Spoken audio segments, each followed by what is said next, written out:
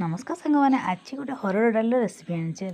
तो हरड़ डाली मसला हरड़ डाली ताको रुटी भात सबुथ खाईपर बहुत टेस्ट थे निश्चित ट्राए करेंगे। फास्ट डाली को धोईदे भल भाव धोई देकी प्रेसर कुकर देदेबा तार आवश्यक अनुसार पानी देदेबा और गोटे पियाज कटा चुन चुन काट देछि टमाटो अदा रसुण गोटे छेचिकी पकेबे आ कंचा लंका गोटे ताकू पकईदेवा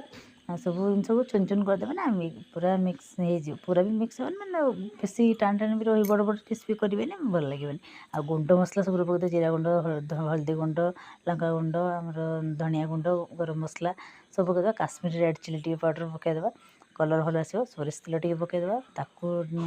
टे गलईदेवा गलई देकी ताकू तार कभर कभर कर दे दुईटा सीटी हाई फ्लेम देदेवा तापर सेमती छाड़देवे गैस रिलीज हवा पर्यंत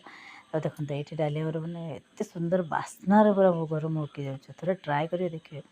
बहुत टेस्ट तो तापर तड़का देदेवा सोरिष तेल शुखला लंका तेजपत्र दुईटा आ पंच फुटण पकई तड़का देदेवा आटे लास्ट कस्तूरी मेथी टे पकईदेवा धनिया पत्र थे पकईवा मो पाखे ना पकईनी खाली डाली भात खाईदेवा मुझे बनई डाली भात भेंडी आलू भजा काकुड़ी सालाड और बोइतालु फुल बड़ा थे ट्राए करेंगे रुटी भात बहुत टेस्ट।